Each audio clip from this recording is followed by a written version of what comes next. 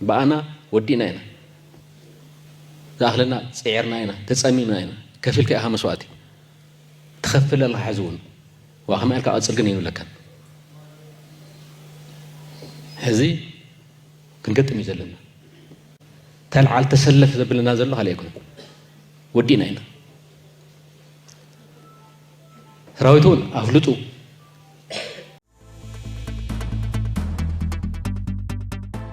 سلام نعقم يكون تخطاتلت نصرة ميديا نلوما بزوانا عالمنا نزقاتمو عبيتي بوليتيكاون وتشادرون من كسقاسات حيزنا كريمنا لنا مخزنا صور أرمي 7 أب إيد سراويت إثيوبيا مئتو حوحات نيبعلو أبال مأخلاي كوميتي كم زعفن محبارهم سراويتنا كينات الجمرو يولنا لو كبل دكتور دبرتسين مجلاسو إيرترا مدافعات تانكتاتن ناب تجراي كم زأتوتن إثيوبيا قبل علم منجسي إيرترا حقا وسقمتي كم زوسد محبارو إلون جنرالات إثيوبيا مفنك على منجستي كفصم يوم أبز تبهللو قدما منيستر أبي حمد مزراربك على محتات مهابو زده سوسوس أبصابات حيزنا لنا نشانلنا شير لايك سابسكرايب كتقبر بمعدامنا بزرزرو ممكن أسقركم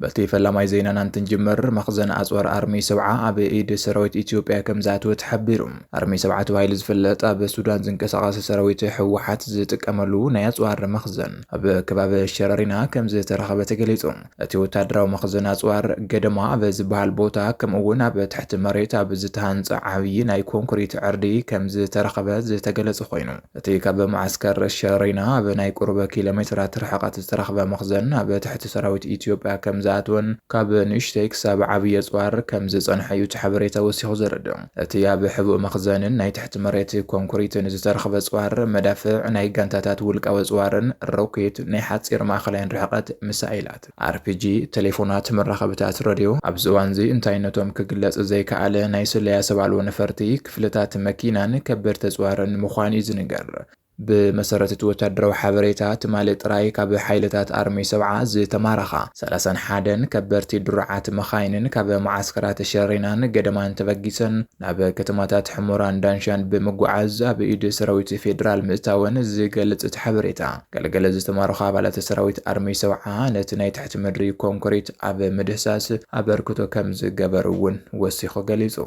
زي نقول دايزي سالب عتق سراويت أرمي 7 ملكيتو زوز حبريتا بس منقس فيدرال قربت بزلون ميدياتات زتفنوا حبريتا بمخانو ناي ميديا حالكي تبايلو استسنع ناي حاسو زينا اي بموال بزحاتنا بحوحات زقرو ميدياتات كنسقو وكوانتا تسمعو بوغن كليت يوم حيلتات فيدرال حوحات انقن نتيا بقنبار الشرارين استقبر قد ما ملكيتو زوز زرزراو حبريتا إلن مزيا بزتا أساسر زينا ميدياتات تقراينا بحبو وحس استوديو قوعز مهلاو تقاليزلو نزي استقلصه بتلفزيون تግራይ ቀሪቡ بጉዳይ ወጥረ ፌደራል ሕወሓትን ቃሉ ዝሃበ ላዕለዋይ ወታደራዊ መርሒ ሕወሓት ገብረ ጻድቃን ኮይኑ ምሕዝነትን ምትሕብባርን ህዝቢ ትግራይ ናብ ዝለዓለ ብርኪ ቃልሲ ተሰጋጊሩ ትግራይ ኣብ ዝሕዚ ሰዓት ኣብ ዝተኣማመን ኩነታት ምህላዋ ድሕሪ ምግላጽዩ ሚድያታት ትግራይ ንዝያዳ ውሕስነት ናብ ናይ ትሕቲ መሬት ስቱድዮ ከም ዝኣትዋ ዝገልጽ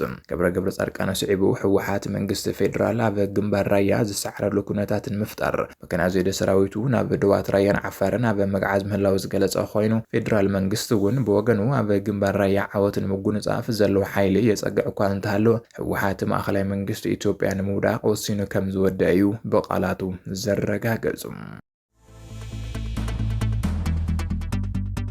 خالي زينا حوحات ناي وعلو أبال مأخلاي كوميتي كم زعفنة تقليزو أبال مأخلاي كوميتي حوحات زخوانا دكتور سولومون كيدانا بسنكي زكايد زلو معازون زحات الجملة وقفا تقفيفو نابناي وتدرا وسلطانها معسكر كم زتوسد ترقاقيزو دحارقين تو مقففتي مننت ناي تود بالعلو أمرار حموخان مسفلتو كم زلقوت حابيلو حوحات هابزيت فلالك فلتات تقراين مناسيات بقديتا بمقفافنا بوتدرا ومعسكرات يحلف كم زلون نكال ناي كوينات زور ملئ مدلاوتي كايد كم زلون كابتي كباب زوز حبريتاتات يملكتهم زي ناي وعلو لعلو تمرار حتات كي ترفى بقديتا زقفف زلا كايدا اتيا بكلل زي كايد زلو ناي مقفاف سرحتي كندينا يزاكل قصصر زي بلو زد حوسن نهزبي اب كبيد فرحات نوترات نزدفن المخانو تقلي زلو بمسرت كابتي كباب زوز زلو وانو حبريتاتات هبز حزوان بحوحات هبز كايد زلو صعوق ناي حيل مقفاف سرحتي ناي تودف ابال ماخلاي كوميتين لعلو بعل مزن زخانه دكتور سلومون كيدانا كي ترفى تقفيف نيروم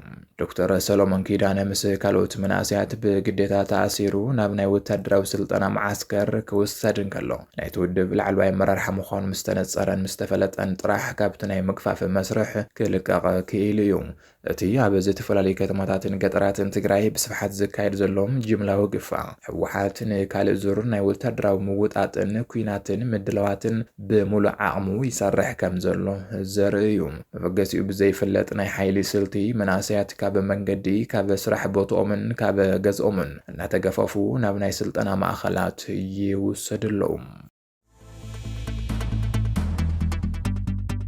ኤርትራ ሕጋዊ ዕላማ መጥቃዕቲ ኢትዮጵያ ክትከውን እያ ክብል ላዕለዋይ ኣምባሳደር ኣተሓሳሲቡ። መንግስቲ ኤርትራ ታንክታትን ከበድቲ ተጽዋርን ናብ ክልል ትግራይ ብምልኣኽ መብራህቲ ብለይቲ ብምጥፋእ ሓዊሱ ኣብ መሬት ኢትዮጵያ ኩናትን ምክያድ መደበ ከም ዘለዎ ተቃሊዑ። ነዚ ዘይተጸበናይ ወታደራዊ ስጉምትን ምሕዝነትን ስዒቡ ኣምባሳደር ኢትዮጵያ ኣብ ሶማልያ ዝኾነ ሱሌማን ደደፎ መንግስቲ ኢትዮጵያ መሰል ዓርሰ ምክልኻል ተጠቒሙ ንኤርትራ ሕጋዊ ዕላማ ክገብራ ከም ዝኽእል ብትሪ ኣጠንቂቑ። ኣብዚ ሕዚ እዋን መንግስቲ ኤርትራ ብሕቡ ናብ ክልል ትግራይ ሰራዊት ልእኽ ከም ዘሎ ዘመላኽቱ ምልክታት ይርከብሎም። ኣብ ዞባ ምብራቕ ከባቢ ዓዲግራት ወታደራዊ መራሕቲ ኤርትራ ምስ መራሕቲ ወታደራውን ሲቪላውን ምምሕዳር ህግደፍ ክራኸቡ ዘርኢ ምስልታት ምዝርጋሕ ነቲ ኣብ መንጎ ክልቲኡ ሓይልታት ዘሎ ሓድሽ ምሕዝነት ዘረጋግጽ እዩ። ይኹን እምበር እዚ ኪዳን ኣብ ብዙሓት ሕቶታት ዘለዓለ ኮይኑ ኣብ 2014 ኣብ ዝቐረበ እዋን ኣብ ዝተኻየደ ኩናት ኣባላት ሰራዊት ኤርትራ ንህዝቢ ትግራይ ብቁጠባ ንምጉዳእ ጥራይ ሓሲቦም ንምግቢ ዝተተኸሉ ኣግራብ ፓፓየ ማንጎን ኣቨካዶን ከይተረፈ ቆሪጾምዎ ምኻዶም ይዝከር። እቲ ነዚ ዘስካሕካሕ ተግባር ዝፈጸመ ሓይሊ ሓዚ ምስ ህግደፈ ምሕዝነት ፈጢሩ ምባሉ ነቲ ብድሕሪኡ ዘሎ ፖለቲካዊ ዳይናሚክስ ዘርኢ እዩ። ነቲ ወታደራዊ ምትእትታዊ ኤርትራ ብዝምልክት ኣምባሳደር ኢትዮጵያ በሶማልያ ሱሌማን ደደፎ ኣብ ትዊተር ገጹ ኣዝዩ ሓያል መጠንቀቕታ ኣውፅኢሎም።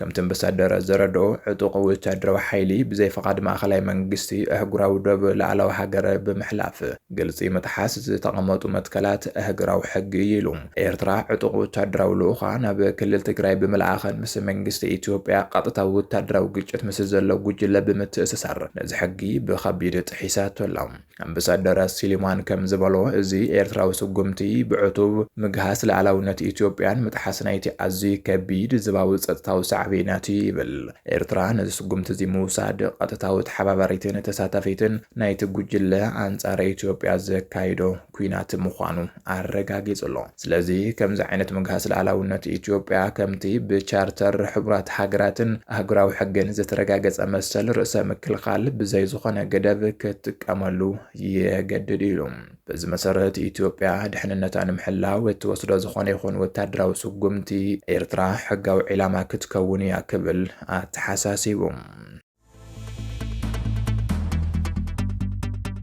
ሰራዊትና ቀልጢፍኩም ወስኑ ብምባል ጸቕጢ ይፈጥረልና ኣሎ ክብል ዶክተር ደብረጽዮን ገብረ ሚካኤል ገሊጹ። ዶክተር ደብረጽዮን ገብረ ሚካኤል ብስም ሰላምን ዘተን ግዜ ምብኻን ገዲፍና ብቁልጡፍ ክንውስን ናብ ኩናት ክንኣቱ ሰራዊት ጸቕጢ ይፈጥረልና ኣሎ ብምባል ተዛሪቡ። ምስቲ ሰላም ድላይ ኩነን ብምባል ዝኸሰሶ ፌደራል መንግስቲ ዘሎ ኣፈላላይ ብሰላም ንምፍታሕ ን4 ዓመት ዝኣክል ጻዕሪ ከም ዝተገብረ ብምሕባር እዚ ተማሕጽኖ እዚ ንህይወት ህዝቢ ካብ ምምስቓል ወጻኢ ፋይዳ ስለ ዘይነበሮ ብሓይሊ ንምፍታሕ ምድለዋት ከም ዘጠናቀቁ ኣብርህሪሁም። ካብ ሕወሓት ዝተፈለየ ፖለቲካዊ መስመር መሪጾም ኣብ ማእኸል ሃገር ንዝርከቡ ናይ ቀደም ናይ ቃልሲ ብፀቱ ካብ ብልጽግና ንላዕሊ ብልጽግና ንምዃን ዝጽዕሩ ከዳዓት ብምባል ብጽኑዕ ወቂሱ። ባዕሉ ምስቲ ኣብ ልዕሊ ህዝቢ ትግራይ ወንጀል ዝፈጸመ መንግስቲ ኤርትራ ዘለዎ ኣሰላለፋ ብምንታይ መዐቀኒ ፍትሓውን ኣእምራውን ይኸውን ዝብል ካብ ሊቃውንቲ ትግራይ ንዘቕረበሉ ነቐፌታ ግን ምላሽ ይሃበን። ምስቲ ሰላም ድላይ ኮነን ብምባል ብኣጽንዖት ዝኸሰሶ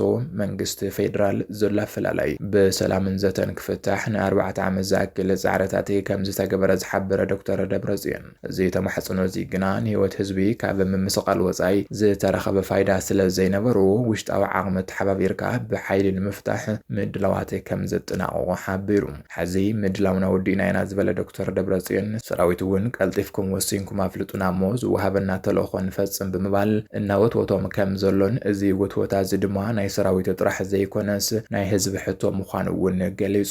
ካብ ሕወሓት ዝተፈለየ ፖለቲካዊ ዝተላልፋ መሪጾም ኣብ ማእኸል ሃገር ንዝርከቡ ናይ ቀደም ናይ ቃልሲ ብፀቱ ካብ ብልጽግና ንላዕሊ ብልጽግና ንምዃኑ ዝፅዕሩ ከድሓት ብምባል ዝገለጾም ዶክተር ደብረጽዮን ሕልናን ሰብኣውነትን ዝጎደሎም ክብል ዘሊፍዎም ብፍላይ ጀነራል ጻድቃን ገብረትንሳኤ ኣብ ቀረባ እዋን ኣብ ሓደ መድረኽ ኣብ ውሽጢ ሓደ ወርሒ ናብ ትግራይ ክንኣቱ ኢና ብምባል ዝተዛረቦ ዘረባ ብምጥቃስ ኣብ ቃልሲ ዓብዪ ተራ ዝነበሮም ሎሚ ድማ ምስ ጀኖሳይደራት ዝተሰለፉ አካላት ድሕሪ ወርሒ መጻናኩም ወየልኩም እናበሉ ይፍክሩልና ኣሎ ብምባል ተደሚጾም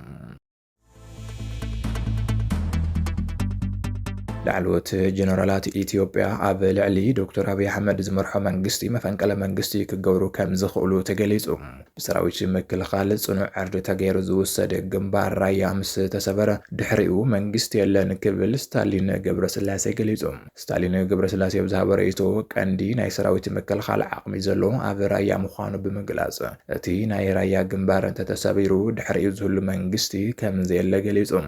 ገለ አካላት በዚ ርእይቶ ብምስምዕማዕ እቲ ጥሙር ሰራዊት ንዕርዲ ራያ ሰቢሩ እንተሓሊፉ ቀጺሎም ጀነራላት ኢትዮጵያ ዕልዋ መንግስቲ ክፍጽሙ ወይ ድማ ቀዳማይ ሚኒስተር ቀዲሙ ካብ ሃገር ክሃድም ይኽእል እዩ ክብሉ ሓሳቦም ይህብሉም ጀነራላት ኢትዮጵያ ካብ ራያ ናብዚ ግዝኡ ንዝወደአ መንግስቲ ኢሎም ኩናት ኣብ ከተማታትን ተቐጺሎም ከም ሓይልታት ቁልጥፍ ደገፍ RSF ኣብ ኣህጉራዊ ፍርዲ ቤታት ብዘኽሱ ዓበይቲ ኣህጉራዊ ወንጀላት ዘሳትፎም ብምዃኑ መብዛሕትኦም ጀነራላት ናይ መጻኢ ዕድሎም ኣብ ዘመሓየሹ ኣማራጽታት ከተኩሩ ይኽእሉ እዮም ዝብል ሓሳብ ይቐርበሎም መሰረት ስታሊን ገብረስላሴ ዘቕረቡ ፖለቲካውን ወታደራውን ምልከታ ናይ ምክልኻል ዓቕምታት ዘለዎ ኣብ ራያ እዩ ናይ ራያ ግንባር ምስ ተሰበረ ድሕሪኡ መንግስቲ የለን ብምባል ነቲ ናይቲ ግንባር ወሳንነት ኣስሚሩሉ ይርከብ በዚ መሰረት ጀነራላት ዕልዋ መንግስቲ ክፍጽሙ ወይ ድማ ቀዳማይ ሚኒስተር ቀዲሙ ካብ ሃገር ክሃድም ይኽእል እዩ ዝብል ግምት እናተውሃቡ ይርከቡ እዚ ሓሳብ ዘቕበሉ ብርክት ዝበሉ ወገናት ዘለው ኮይኖም ብጽምዶ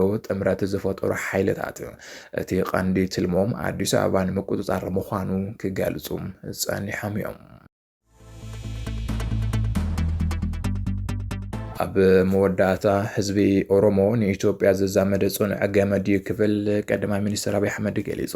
ቀዳማይ ሚኒስተር አብይ አሕመድ ምስ OBN ኣብ ዝነበሮ ጻንሒት ህዝቢ ኦሮሞ ምስ ሃገራዊ ህንጸት ኢትዮጵያ ዘለዎ ዓሚቕ ርክብ ታሪኻዊ መርትዖታት እናጠቐሰ ብርሃርሂሎም ህዝቢ ኦሮሞ ንኢትዮጵያ ዘዛመደ ጽኑዕ ገመድ እዩ ዝበለት ቀዳማይ ሚኒስተር ካብ ጥንቲ ጀሚሩ ኣብ ምትእስሳር ህዝብታት ኢትዮጵያ ዝነበሩ ኣስተዋጽኦ ብመርትዖታት ዘርዚሩ ብ1510 ተኸልተን ዓመተ ምህረት ንጉስ ባሕረ ነጋሽ ዝነበረ ዶሪ ኦሮሞ ከም ዝነበረ ጠቒሱ ብተወሳኺ ባሬንቱ ዝተባለ ዓብዪ ከተማን ከም እምባ ሶይራን እምባ ደብራን ዝኣመሰሉ ቦታታት ኤርትራ ስያሜኦም መሰረት ኦሮሞ ከም ዘለዎ አብሪሆም ርክብ ስርወ መንግስት ዛጉዌን ስርዓት ገዳን ቀዳማይ ንጉስ ስርወ መንግስት ዛጉዌ መረሪ ዝብል ስም ኦሮሞ ከም ዝነበረ ከምውን ነገስታት ከም ይምሃረና ላሊበላን ዝበሉ ን40 ዓመታት ከም ዝገዝኡ እዚ ድማ ምስ ስርዓት ገዳ ዘሎ ዕድመ ስልጣን ምርኽኻብ ዝመሳሰል ከም ዝኾነ ገሊጹ ክሳብ ሕዚ ኣብ ከባቢ ላሊበላ ቋንቋ ኣፋን ኦሮሞ ዝዛረቡ ማሕበረሰባት ከም ዘለው እውን ሓቢሩ ብምስሳል ህንጻታትን ቅርስታትን ኣብ ኣኽሱምን ኣብ ምብራቕ ክፋል ሃገር ዘሎ ባህላዊ መግለጺ ኣከዳድና ብምስሳል ከምውን በዓልቲ ሶፍ ዑመር ኣብ ባሌ ምስ ካልኦት በዓትታት ሰሜን ዘሎ ብምስሳል ሓቢሩ ብተወሳኺ ኣብ ላሊበላ ዘሎ ቤተ ጊዮርጊስ ምስ ኣብ ሸዋ ዘሎ ኣዲዳ ማርያም ካብ ሓደ እምኒ ተፈልፊሎም መውጽኦም ብኣሰራርሓን ብዘመንን ዓብዪ ምምስሳል ከም ዘለዎም አብሪሂሎም ኣብቲ ዘበን ዝነበሩ ማሕበረሰባት ዘመናዊ መጓዓዝያ በዘይነበረሉ እዋን ኣብ መንጎ ሕብረተሰባት ዝነበረ ዓሚቕ ታሪኻውን ምህንድስናውን ርክብ ዘርኢ ምዃኑ ገሊጹ ማሕበራዊ ርክብ ኣብ ጎጃም ዝጠቐሰ ድማ ኣብ ከባቢ ጎጃም ቄሮ ገብርኤል ዝበሃል ስም ኦሮሞ ዘለዎ ዓዲ ምህላው ኣብ 16 ክፍለ ዘመንን ቅድሚኡን ኣብ መንጎ ህዝብታት ዝነበረ ሰፊሕ ርክብ ዘርኢ እዩ ክብል ተደሚጹሎም ዝኸበርኩም ተዓዘብቲ ንጥረት ሚድያ ነዚ ሰዓት ዘዋድድናዮም ፀብጻባት ሰብ ዘዛዚምና ኣለና ንምክትታልኩም ነመስግን ሰላም